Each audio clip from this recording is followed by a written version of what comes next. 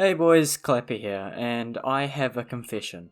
I don't know everything to do with all of Carson's associates. An entire controversy just flew over my head without me even noticing. I imagine a good few people don't know who the narrator is, so I'll give a quick rundown before leaping into the topic of today's video.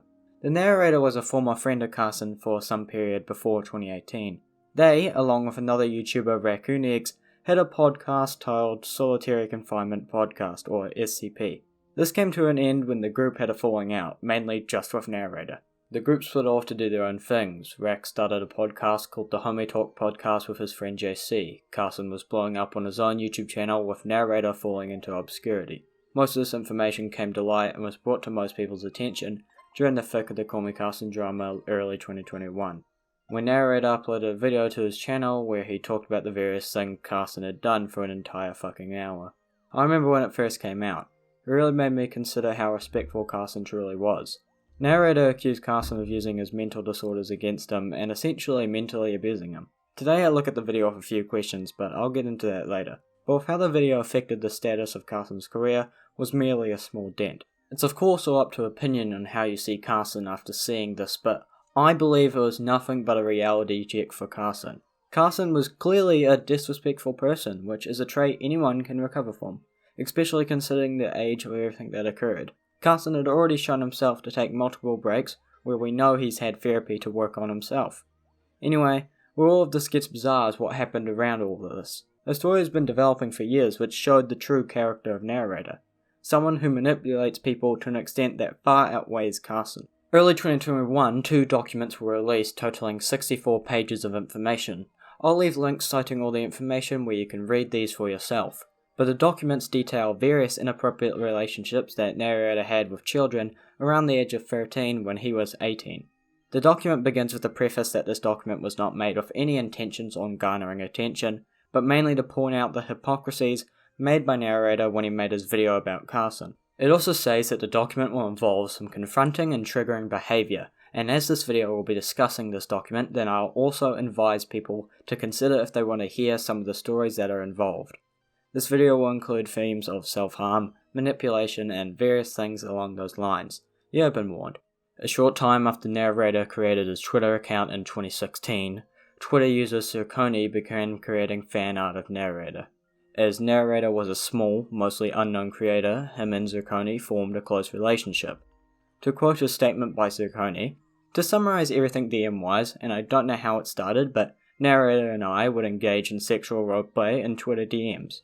This eventually would even include narrator sending images of him posing with adult toys." A concerning aspect of their relationship was the reoccurring trend of self-harm art and the talks about self-harm between the two.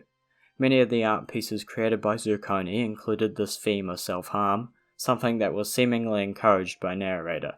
Something that should go without saying is just how inappropriate these sorts of conversations are with someone as young as Zirconni was. Narrator would consistently tweet about how everyone he knows should go follow Zirconni, usually an appreciation post showing art from Zirconni which actually included some of these self-harm pieces.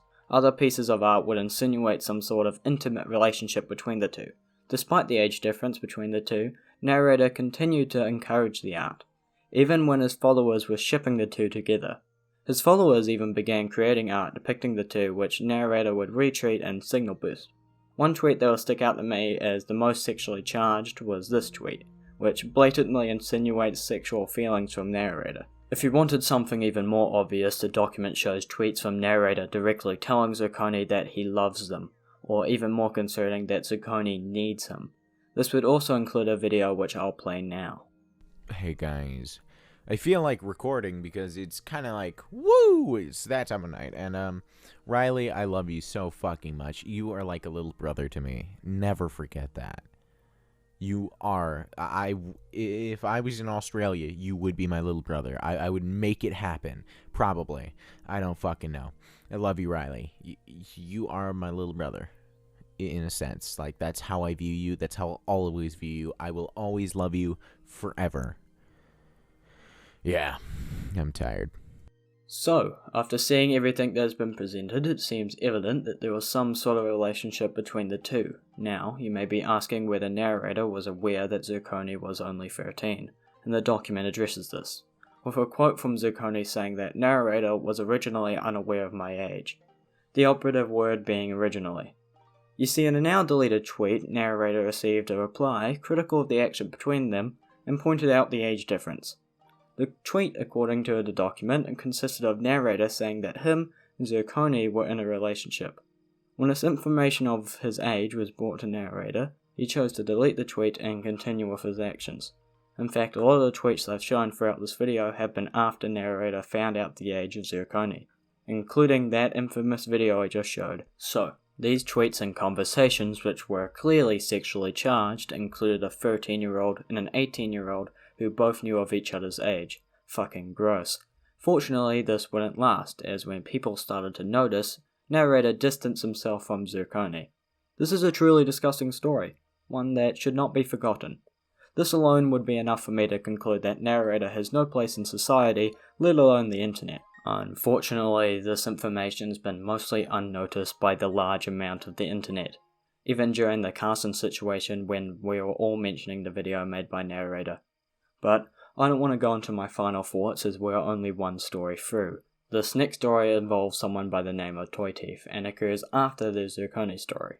Quote, I was 14 when I started speaking the narrator, which would be late 2018, early 2019. This would land narrator at 20 years old. The story this time is quite short, presumably as Toy Teeth didn't have as much saved evidence. It begins when Toy Teeth created Winter, which became narrator's persona. To begin, for people new to my channel, I will not criticize the fact that he is a furry. Unlike other commentary channels, such as the one I got this clip from, Winter was the persona they produced for them after drawing them as quite a few different animals. Persona, I just can't. I'm just going to say now, ladies and gentlemen, I don't want to offend anyone while saying this, but if you have a persona, please hand yourself in, please. Being a furry is normal, and I would be a complete hypocrite if I were to call someone out for being a furry. I do not make being a furry a priority on my channel, but I've been a furry for a while now. Just to mention that, if someone wants to make the comparison that him being a furry correlates with him being a disgusting person again. What is wrong is how narrator coerced Toy Teeth into drawing fetish art of Winter.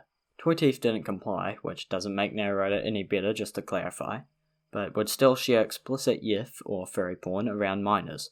Narrator posted some of Toy Teeth's artwork to his fur affinity, and around this time they had a falling out. I'm not entirely sure about the specifics around this time. Now for the final and probably most confusing story, we'll talk about Twitter user Scotty Uwu. Scotty was a 15-year-old kid who, during mid-2017, had his tweets replied to by an account called I Love Scotty Uwu, which included a picture of someone wearing women's underwear holding what is apparently dubbed a fan sign reading Scotty Uwu, and fucking internet detectives were able to determine that this was narrator. They did this by comparing camera quality to the camera narrator uses, and by comparing the color of the wall, but you can find a lot of this information cited below. I'm not going to dwell on this any longer than I need to, as not only would I recommend you read the documents for yourself, but I believe we've seen enough to form an opinion. There are a few more stories that are unconfirmed, which you can have a look for yourself on the documents if you so wish. I've done enough talking, so I'll give you my conclusions on both narrator and how it ties back to the Carson situation. As for narrator, it is undeniably clear that he used his platform to manipulate children into scenarios extremely inappropriate. Do I believe narrator is 100% a pedophile?